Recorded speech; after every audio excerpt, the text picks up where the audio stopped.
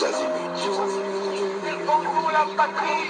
Peuple congolais, il est temps de nous lever, de nous serrer les coudes et d'agir pour défendre notre patrie, notre intégrité territoriale et l'intangibilité de nos frontières.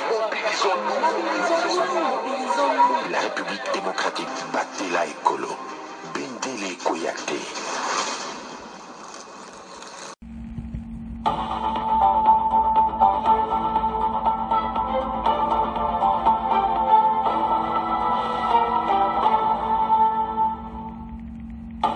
Bonsoir, bonsoir, bonjour, c'est Congo News 24. Bande Konanga, comme toujours avant de commencer notre émission, nous disons merci à Dieu.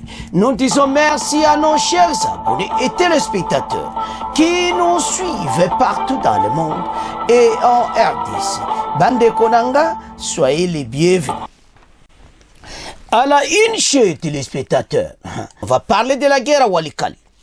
En position de défensive, les FARDC bafungol le feu contre l'armée rwandaise RDF. Oyo bazolinga bazonga na Walikale. Ça ne peut pas marcher. Les FARDC basali ba masulu. Donc bazana bazako panzana. On va parler du nouveau médiateur au Azana Kinshasa de l'Union africaine Faure Gnassingbe et Yadema est arrivé à Kinshasa. Alors, tous à la connecter, peut-être développer en émission.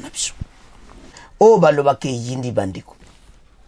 L'arrestation du général Padri Bouleda, bandeko, o azo dirigé RAD, boyebi, oyu, azo la réserve ya armée na biso ya démocratique République du Congo.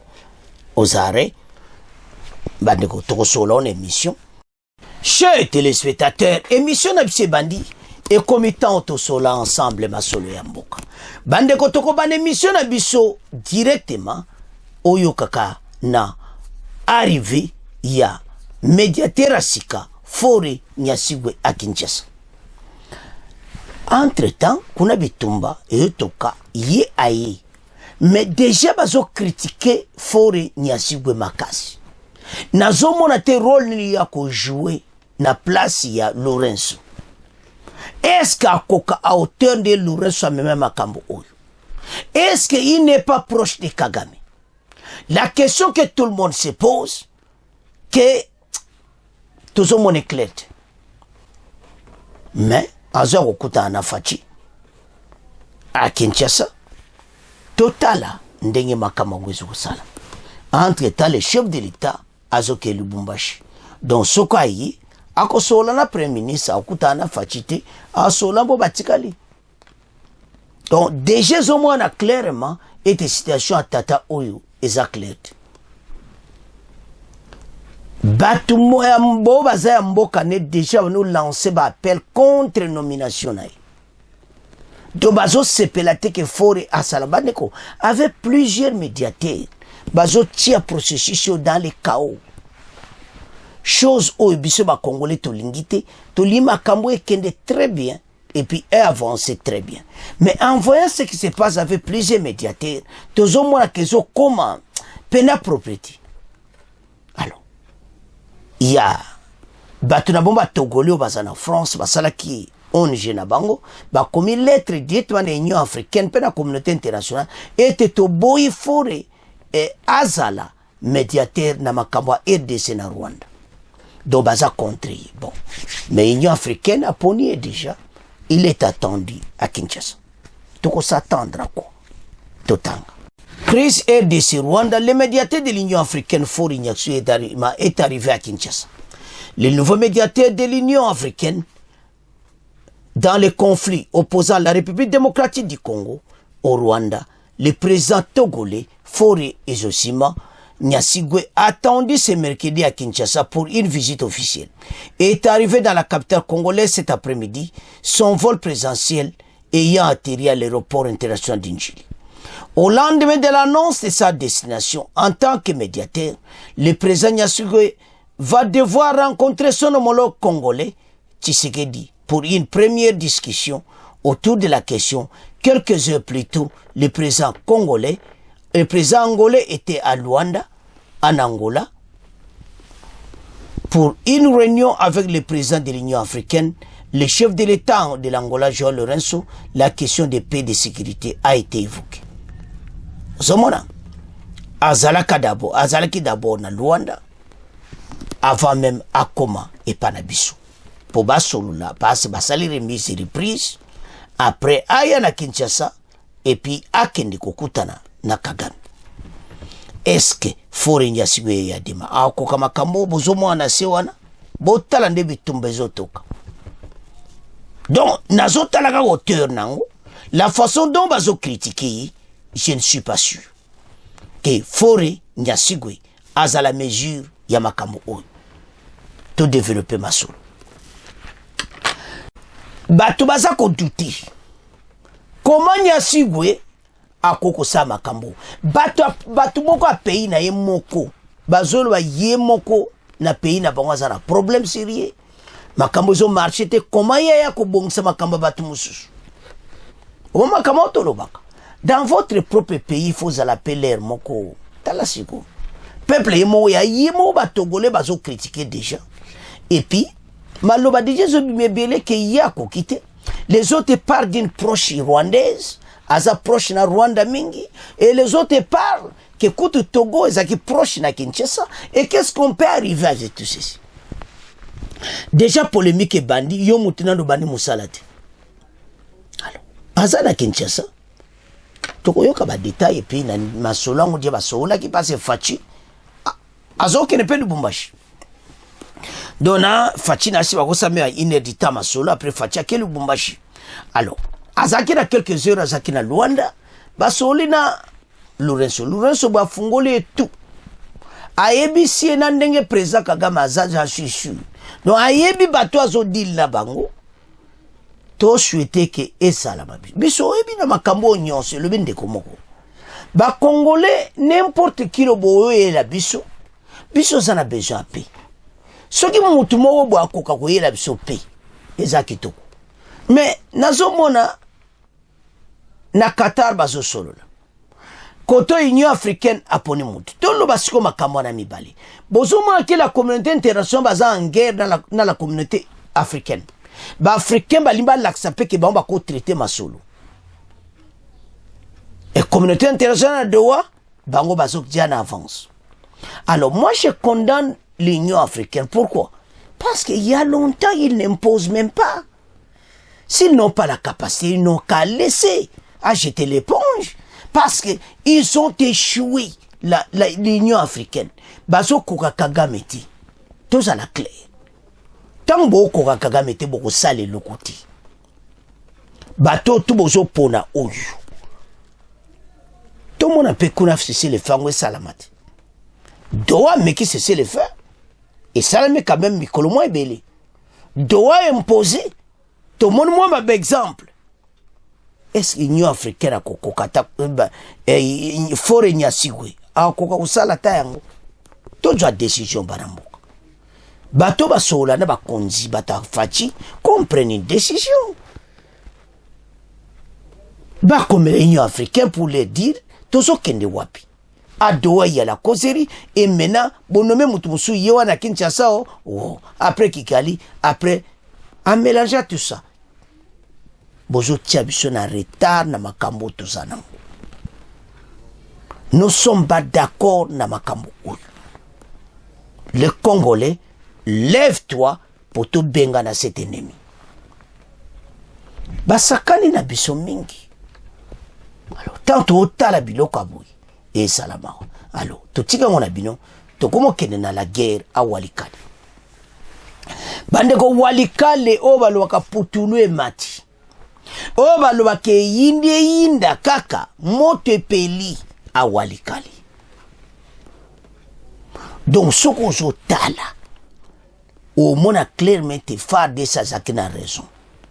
Et puis bazo maintenir position na bango baloba ke biso to sala défensive. Tant baloma kama goma ba le biso to zati ezaka wazalendo. Alors maintenant baloba to za 300 km dans Walikale.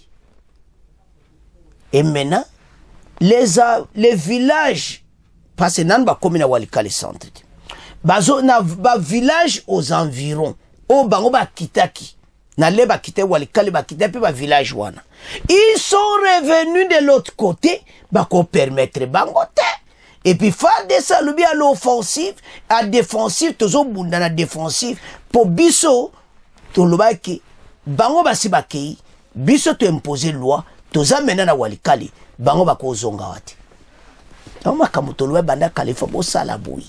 Lere ba rumanga bo tout seul so bo récupérer ki bo vandi. Mais après bo tikeli wazalendo et tout ça. Walikale za makamba wazalendo ti. Armée so ki bo sali erreur. Walikale za la porte ouverte pona ko kene kisangani. Donc n'osez même pas à laisser ces gens officier les faits zati. Toyebete basukoi déjà na ba drone za marche nde to sala ki bango zala zala. Alors bon bombarder bango bo bengana bango à feu basukoi à feu alors bon lancer dernière énergie parce bon zelati ba ya Walikale bazana ba village wana bo bana ko attaquer bango kuna. FARDC agit de violents combats total. Oh là là tozana siwana.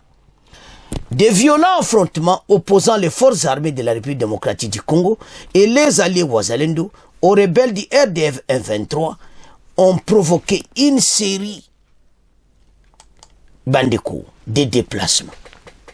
Armée rwandaise atikina yeti Azaka Kawano, moni AFC, moni M23, moni RDF ont provoqué une série de déplacements dans les zones de santé de Walikale et série de déplacements massifs dans des zones de santé de Walikale et d'Akibwa et dans les territoires de Walikale. Parce que bah côté Waranyo sur le village wana etigali vide.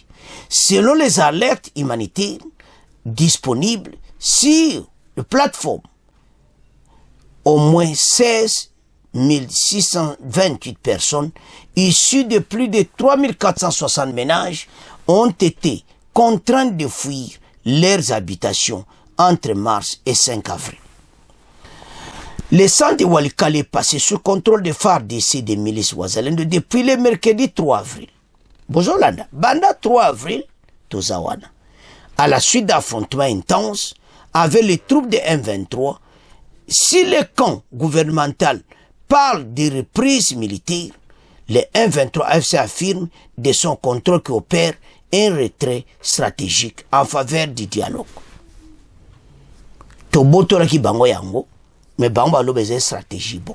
Ce que c'est stratégie, pourquoi bozongi li subitumba aux alentours de Walikale? Gouvernement ko tika bino ta ko bombarder bino en masse et puis bokende et pas so bokende wapi. Bandeko l'armée rwandaise baza tutu. Baza vraiment batuti, baza mituma kasi et mena bazo vivre yango. Bombardement zo quitté la bango. Nde bozo mona feu, ils ont quitté la bango na ba village wana déjà. Pe ba kebisi bango. Et botika avancement, bozonga et pas bozalaki. Comme à Masisi centre bazo sous pression Wazalendo. Nde bozo mo le Wazalendo na ngomba wana, bazo sakanati. Baza vraiment qu'on travaille avec force pour dégager ces gens. Oyo bazo traumatiser bandeko na biso et tozana colère ko sakanati. Tanto otala biloko aboye bana mboka.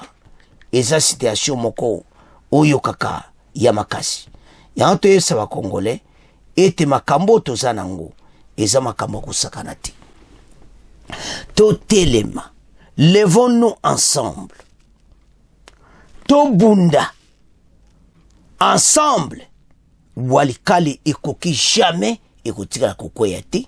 FARDC bosala tout bo empêcher batoyo parce que baza pour le moment na ba village wana peut-être ba 30 km ya Walikale centre, mais il faut les empêcher déjà là-bas et te ba poussanati. Alors biloka moto ezala déployer ka leto botola ki Walikale ale boningisa biloka moto Kisangani na wana eza bo boete me boy banzele za polele bokeba batoyo sans pitié il faut les bombarder parce que maintenant tout ça la défense biso to kedolane ba on offensive ti bangonde bazo lukabaya kozonga. Kagame aza vraiment méchant alingi bolamu ti donc azo lukatu azonga mais ayeba eti lui et son 123 bakosuka en débandade et biso tokotika bango te bandeko. Situation tozanango pour le moment ezo senga congolais nyonso a comprendre ete Walikale eza centre masolo baloba tozana ba ressources minières bele zokota mbona mboka na Walikale en laissant Tata Oyo et ses hommes tozana problème sérieux. Alors FARDC dans force nyonso bazo défendre mboka donc bazana place to développer masolo. La situation qui est là, Walikale, yango tina totie base na biso ya makasi na Walikale. Parce que soki to meki ba meko boto la Walikale. Efungoli nzela ba kene kisangani. FARDC pas de pitié. Commencer à bombarder, ko peta bango biloko, ko pumbusa bango, pas son anama. Ba Congolais boye bete situation tozanango to telema pona mboka to bunda. Ce pays nous appartient. To supporter armée. Ba lobby clairement la communauté internationale to ça la défensive. Et puis ba yebi bien que défensive parce que bango bazana Walikale bino boye ko sala nini. Alors il faut bombarder tous ces Rwandais et j'en suis sûr plusieurs pertes à Rwandais à Kosakanate parce que baso bombarder bango parce que ba izo yokate. Donc ndenge ba ketaki wana ba lwa ki aurait pris stratégie to yeba kete ba kozonga. Heureusement armée na biso baza prudent na ba wazalendo. Wazalendo kutazana makama sisi le feti. Acha bon panzi moto bana na Masisi. Alors baza mena na ba territoire. Oyo eza entre Masisi na Walikale. Et puis ba territoire wana et comme vidé peuple assez akimine na Walikale sans parce que ça ne va pas. Bitumbe bandia ko sakanate lelo. Siko bomona koma tato azamaeli. Tant que toloba ke bango ba keneki to bete bango biloko monto ba sukoi ba bombardement bango ba lobi o ki ba kitaki pona makambo ya dialogue. Moni mason tenge bimi mais ceux qui bokidanga ba dialogue boye ko songa pona nini. C'est pour cela que Kagame n'écoute que les arbres. Ayoka kama kambo nyonso bozo bongsa oyo te. Aza mutu te. Congolais to telema to bunda pona mboka. Yango bino bo nyonso bo supporter l'étranger, vous serez tous aux arrêts. Na ebisi bino libela. Le chef de l'État zolanda makambo nyonso en direct nandeka zo ke Lubumbashi. Makambo nyonso zolanda.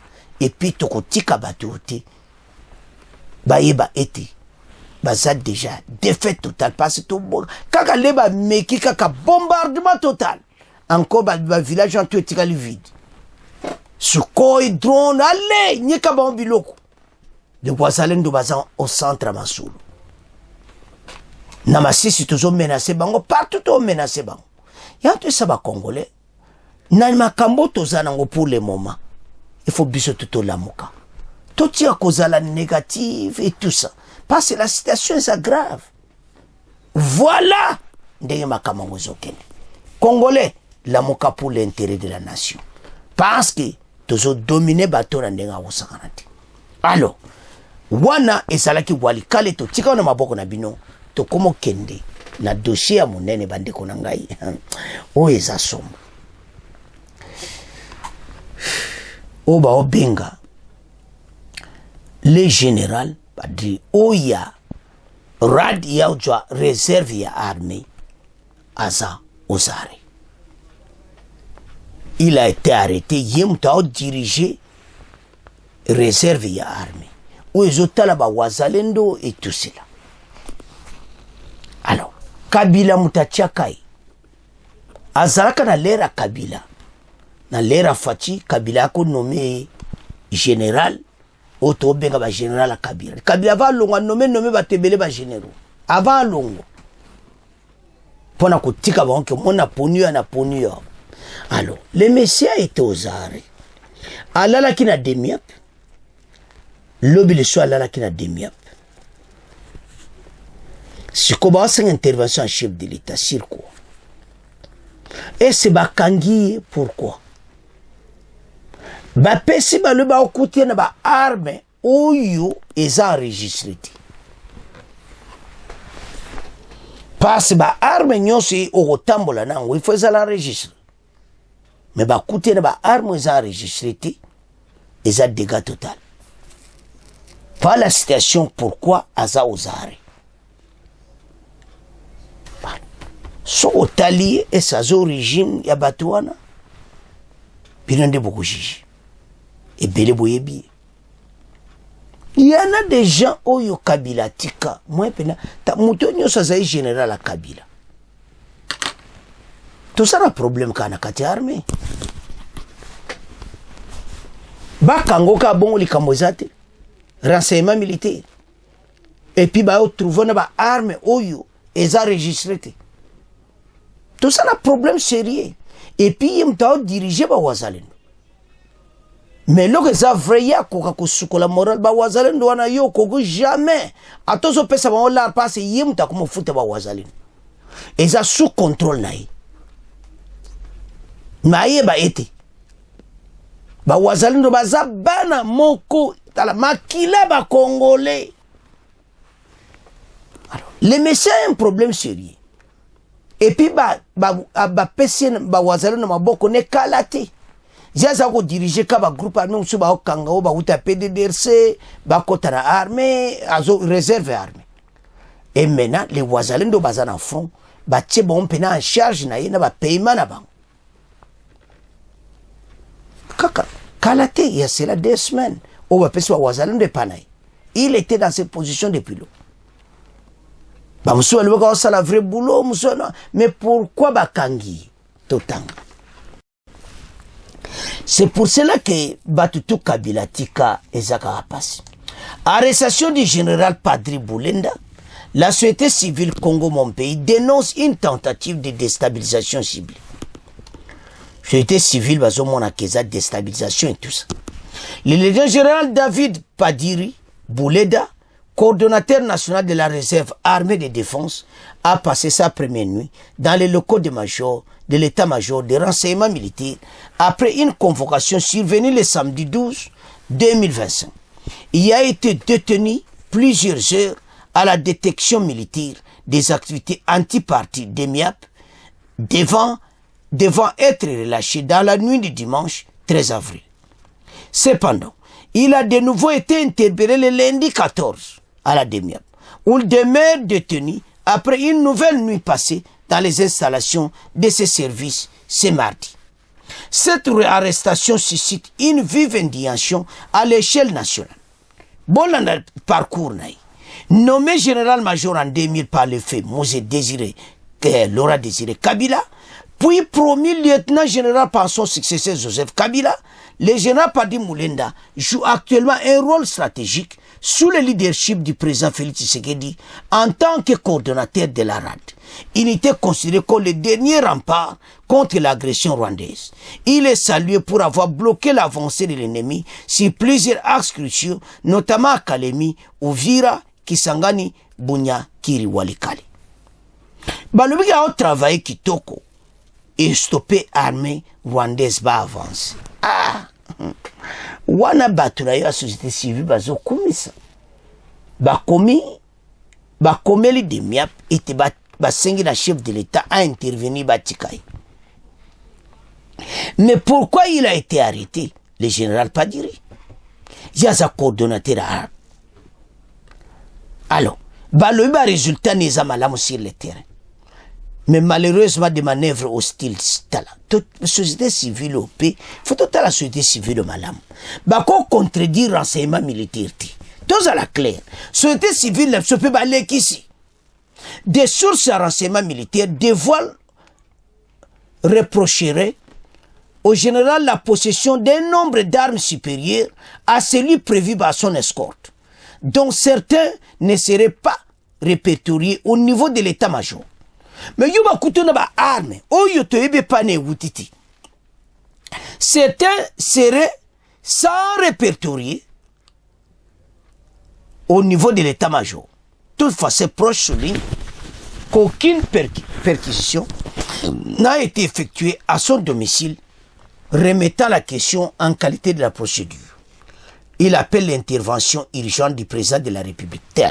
La société civile au Bokiba, mais Kabila Moutanoma Kiowana, tous à la claire. Est-ce que ça va copa Kabila ti? Est-ce que ça arme va coûter pas nos Kabila Moutapesiote? Tous autres n'a qu'à question. Bande comme Kamweza Mobulu awa. Kabila Moutanoma ki, Kabila Noma ki yo, que peut-être, tu peux par exemple, mon ingana kea, na ya kozonga. Na tio wana généraux, ozalaki généraux te. Amatio na généraux. Parce que, ozaï général-major na l'air ya musique. Kabila est nommé aussi lieutenant général par son successeur Joseph Kabila. Alors, est-ce que le Kabila, Joseph Kabila, a-t-il un message mon côté? Parce que ça moutunaï. Alors, Kabila pe kuna zobanga. Parce que so ba sereye, ba arme tia ko bimo Kabila mutap. To so pesa ka baïti. Mais bata société civile ba loba ki a osala boulot a bien comment ba kangai. To ki ba pena société civile oui. To développer maso. Pendant que le général Padri, à ce qu'il nommé, Padri je m'excuse, à ce qu'il nommé par Kabila. Batoto Kabila noma, les bois l'origine na bango, boya mona a outi ba côté kuna. Bon. Bakange te société civile a comme lobo voilà. Bazo sepelate no musala osala. Ba sepelate, biso sana besoin paix. Ba wazalendo wana yo le musuba wazalendo azo koka ba wazalendo ko corrompre bangote. Ba wazo ba sa boulot. Pesa ba arme, pesa. Mais eloko zo sala mawa. Ba koutiena ba arme. Oyo eza registré ten état-major. Ba kangote. Pour le moment ba sali perquisition na ndako na iti. Est Kabila ye makambote. Pato bengende na ti le général de Kabila aux arrêts avait des armes. Mais poste ya c'est un poste stratégique. Oazo diriger ba wazalendo pour le moment. Ba wazalendo baza sous contrôle na yi. Comme ba jeune wana, moins corrompre bango esati. Bazo défendre patrie. Et puis baza payer na yi. C'est lui qui paye les wazalendo pour le moment. Bakangi uponani. C'est des civils à le chantage. Mais des sources d'état-major, balito kangi na ba arme, ou un état-major est enregistré. Bon sikoyo. Bota la destination ba arme. Passe à ça général à Kabila. Ba connexion zanga ngote. Moutinyo sa général à Kabila. Il faut ba vérifier malamu alinga menenini. Coup d'état ba arme makaso kumo memakabo ya nini? Demiap atie maboko. Bakotiki lisusu te.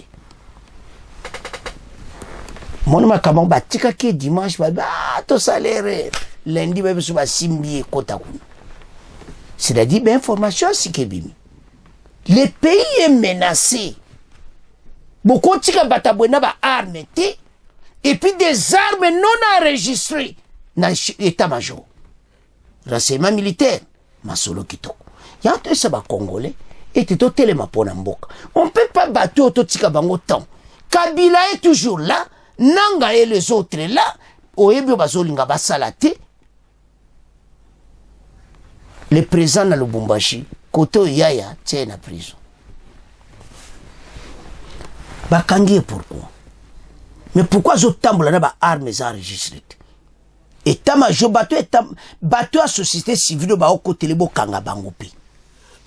Peut-être ba yem makam.